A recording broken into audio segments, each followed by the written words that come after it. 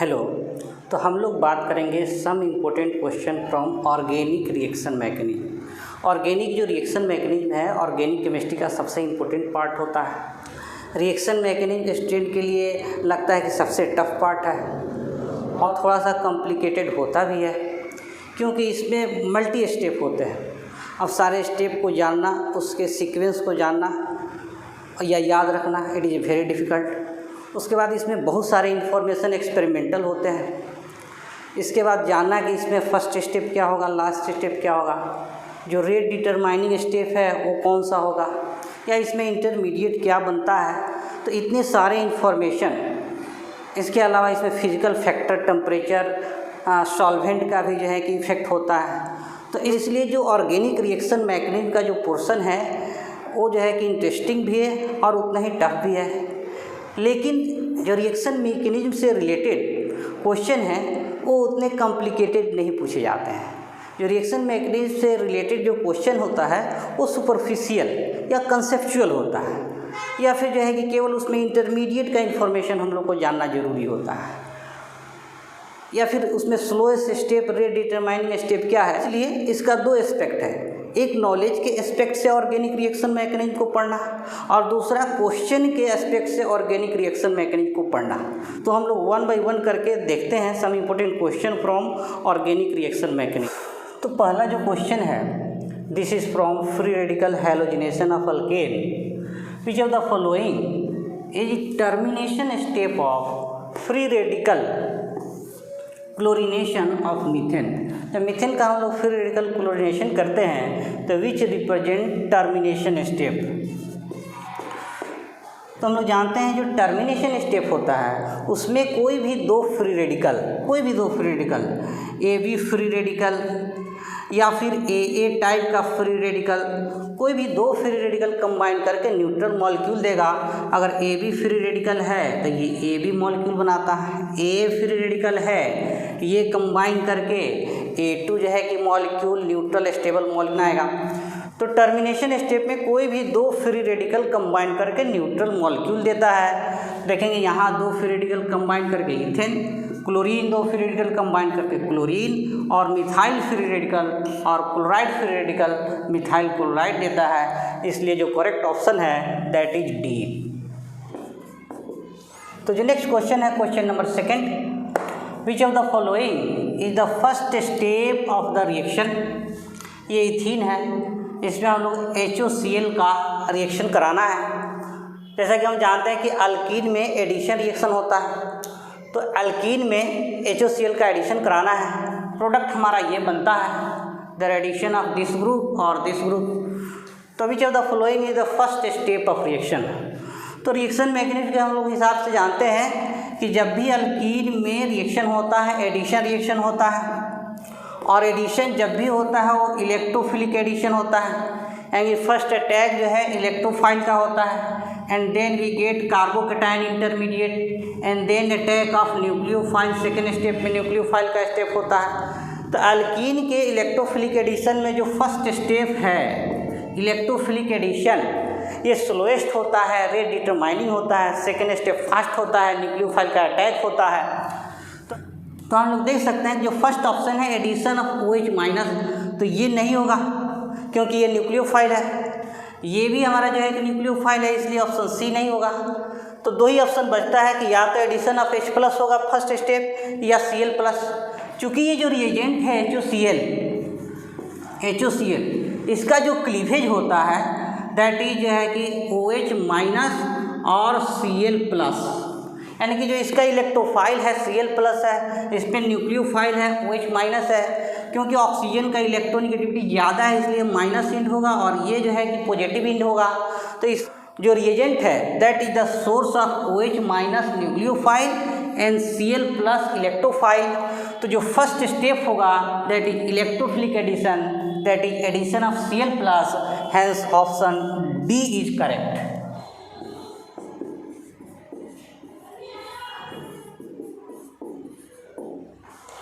तो ये third question है, what is electrophile for chlorination of benzene.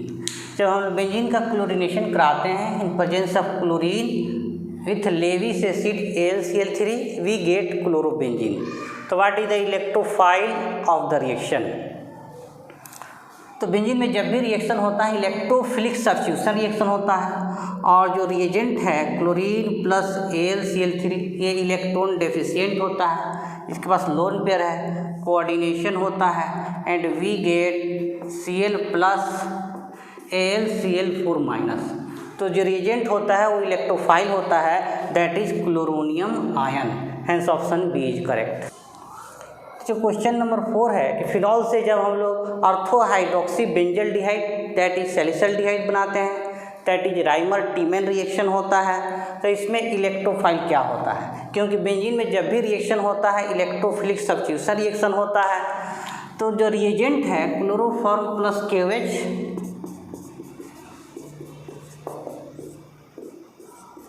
ये कंबाइन करके एक इलेक्ट्रोफाइल देता है जो कि न्यूट्रल इलेक्ट्रोफाइल होता है, that is CCl2, that is known as dichlorocarbene. तो इसलिए यहाँ इलेक्ट्रोफाइल CHO प्लस नहीं है ना ही CH2, ये कार्बीन है, दिस इज डाइक्लोरोकार्बीन। तो जो हमारा करेक्ट ऑप्शन है दैट इज CCl2 जो कि न्यूट्रल इलेक्ट्रोफाइल है, जो कि डाइक्लोरोकार्बीन के नाम से जाना जाता है और this is generated in situ reaction with the help of chloroform और KOH, hence option C is correct. तो जो नेक्स्ट क्वेश्चन है क्वेश्चन नंबर 5 कि बेंजीन का जब नाइट्रेशन कराते हैं वी गेट नाइट्रोबेंजीन, और जो नाइट्रेटिक मिक्सचर यूज़ करते हैं that is mixture of HNO3 plus H2SO4 और वी गेट नाइट्रोबेंजीन। तो HNO3 का यहाँ पर फंक्शन क्या होता है? HNO3 जो है किस तरह बिहेव करता है? तो HNO3 ऑक्सीडाइजिंग एजेंट तो होता है, लेकिन यहाँ HNO3 का रोल ऑक्सीडाइजिंग एजेंट की तरह नहीं होता है। HNO3 जो है this is the source of electrophile जो कि टूटकर NO2 प्लस इलेक्ट्रोफाइल देता है, और ये NO2 प्लस इलेक्ट्रोफाइल जो है ये तभी मिल सकता है जब HNO3 यहाँ बेस की तरह बिहेव करे, यानी कि ये एसिड तो है ही लेकिन इस रिएक्शन में इसका रोल एज ए बेस है, that's why we get NO2 as a electrophile, hence option C is correct. इसको हम लोग देख सकते हैं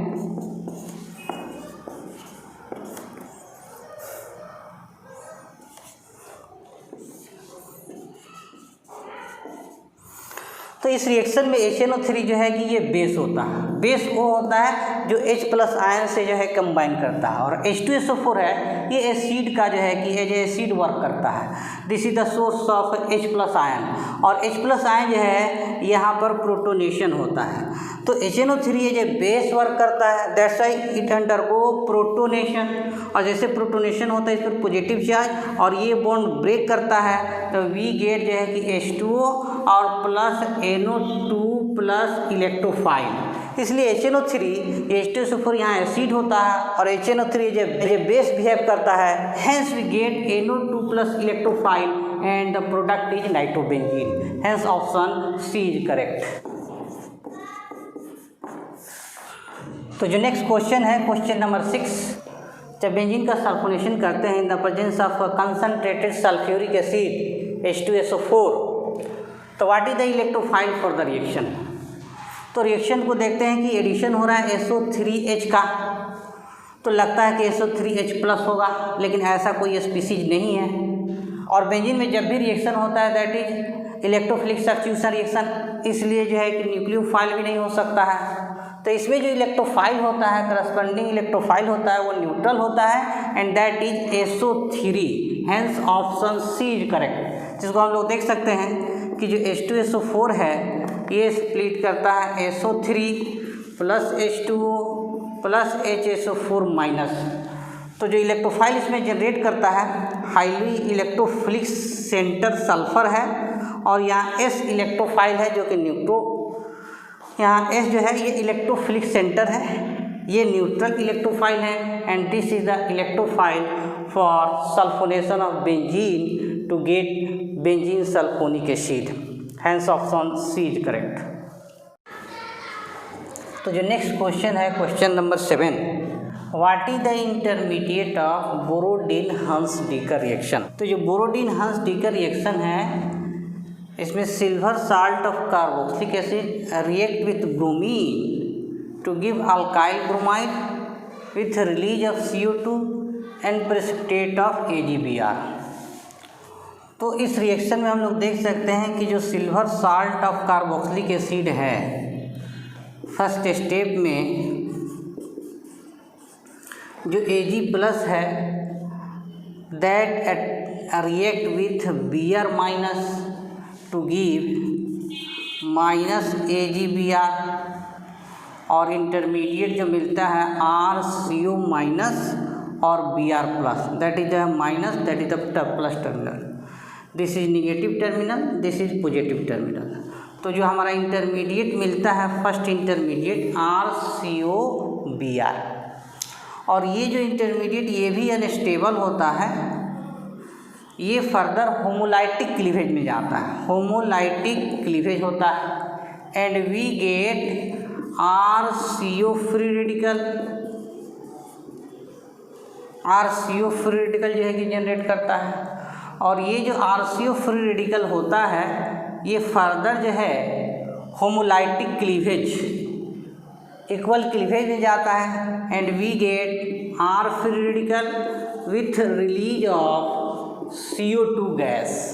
तो हम लोग देख सकते हैं कि बोरोडीन-हंस-डीकर रिएक्शन में जो सिल्वर साल्ट है फर्स्ट स्टेप में AgBr प्रेसिपिटेट करता है and we get RCOBr intermediate, RCOBr, लेकिन ये भी अनस्टेबल होता है, इसका होमोलाइटिक क्लीवेज होता है, इक्वल क्लीवेज होता है, we get RCO free radical and this is also unstable dissociate to give R free radical. इसमें जो इंटरमीडिएट है RCOBr भी मिलता है, COO फ्री रेडिकल भी मिलता है और R फ्री रेडिकल भी मिलता है। तो इसमें जो करेक्ट ऑप्शन है that is D, all are the intermediate for Borodin Hunsdiecker reaction. तो नेक्स्ट रिएक्शन है कि which of the following is not an intermediate of Hofmann bromamide reduction. जो हॉफमैन ब्रोमोमाइड रिडक्शन है इसमें amide react with bromine plus KOH to give amine, इसमें एक carbon कम हो जाता है प्लस K2CO3 प्लस H2O। तो which of the following is not intermediate of Hofmann bromamide reduction. तो हम लोग जानते हैं कि जो हॉफमैन ब्रोमोमाइड रिडक्शन है दैट इज जिसमें एमाइड जो होता है, एमाइड फर्स्ट स्टेप में amide react with bromine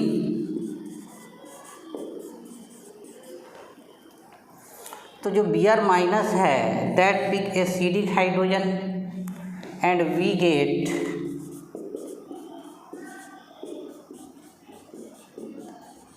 RCONHBr first intermediate with release of HBr जो है यहाँ से H plus Br minus HBr and we get RCONHBr, this is the first, this is the intermediate RCONHBr, ये मिलता है हम लोग को। फर्दर सेकेंड स्टेप में ये बेस से रिएक्ट करता है, KOH का जो OH माइनस न्यूक्लियोफाइल है that extract acidic hydrogen and we gate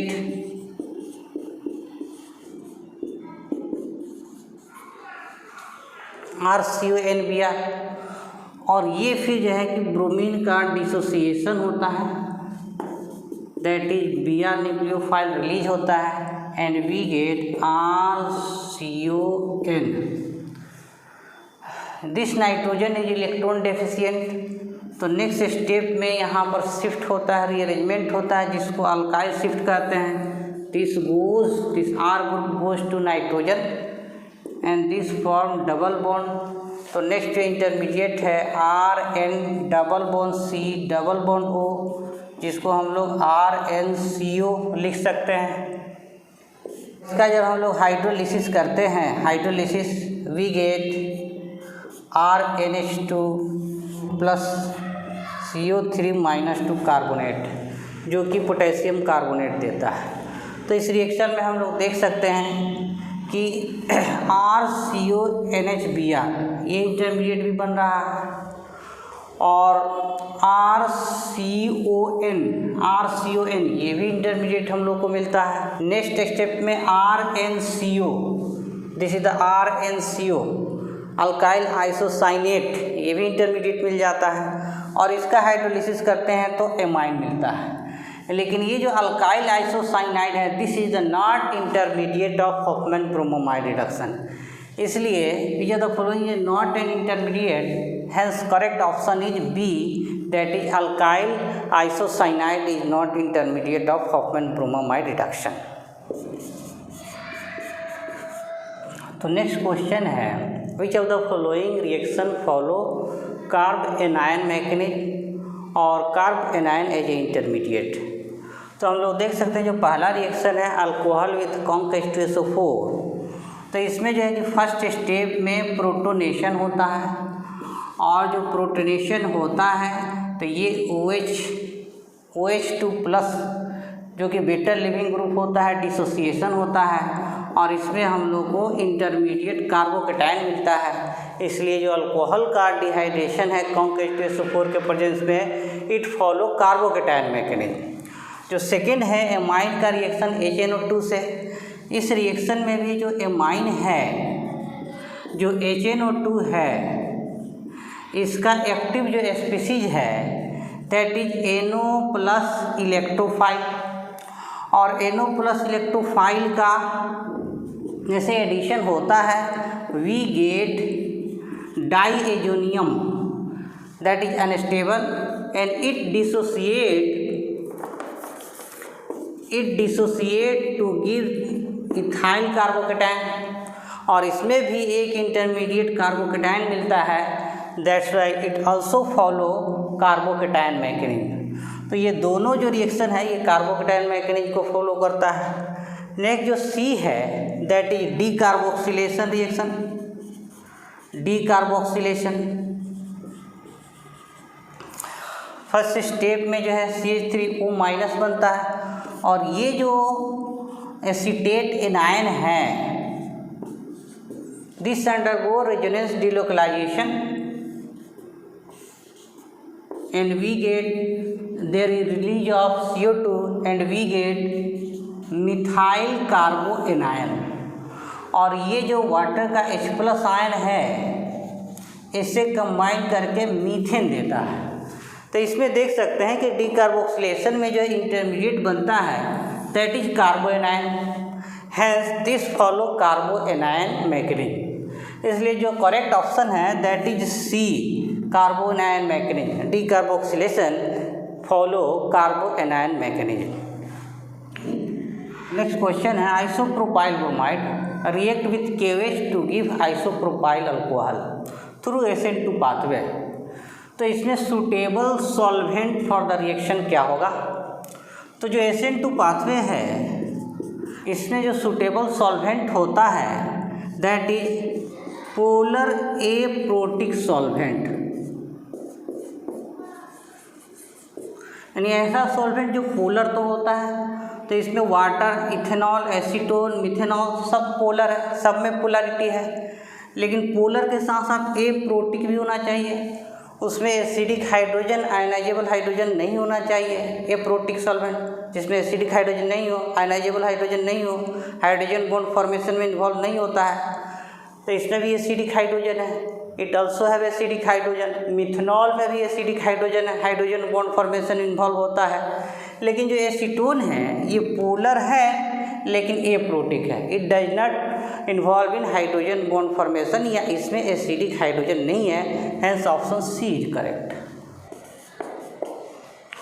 तो नेक्स्ट क्वेश्चन है कि which of the following reaction follow SN2 pathway, SN2 pathway bimolecular nucleophilic substitution reaction. तो हम लोग देख सकते हैं कि Br is replace by OH another nucleophile, it is a nucleophilic substitution reaction, और ये 1 डिग्री अल्काइल ब्रोमाइड है, तो 1 degree alkyl bromide SN2 pathway से न्यूक्लियोफिलिक सब्स्टिट्यूशन देता है। सेकेंड ऑप्शन की बात करें, ये इथेनॉल है, तो फर्स्ट स्टेप में प्रोटोनेशन होता है H+ आयन, सेकेंड स्टेप में जो है जो Br- है इसका न्यूक्लियोफिलिक अटैक होता है। दिस इज आल्सो जो है कि follow SN2 pathway by molecular substitution reaction.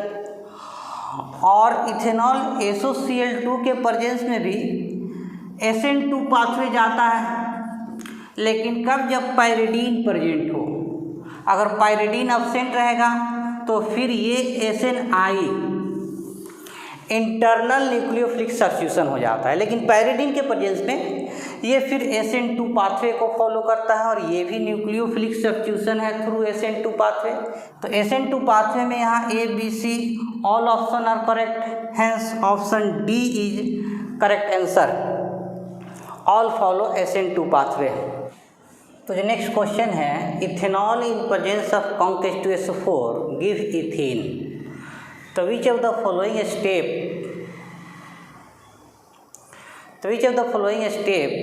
Does not involve in the reaction? Protonation, deprotonation, hydration, dehydration. तो हम लोग देख सकते हैं कि जो इथेनॉल है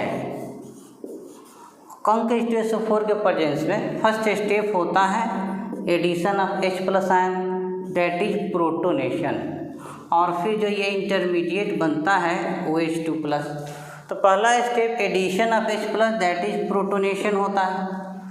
फिर ये बेटर लिविंग ग्रुप काम करता है, ये ब्रेक करता है, that is release of H2O, water का लॉस होता है, hence it is A dehydration, और कार्बोकेटायन इंटरमीडिएट बनता है।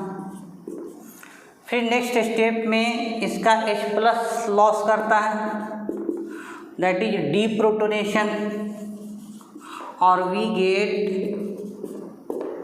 Ethene as a product. तो हम लोग देख सकते हैं फर्स्ट स्टेप में प्रोटोनेशन है, फिर डिहाइड्रेशन है, वाटर का लॉस, और फिर डीप्रोटोनेशन है।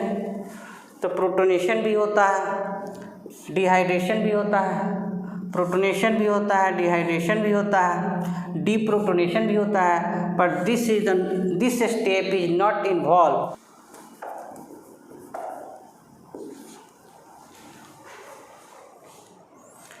but this step, that is hydration, is not involved, hence option C is correct.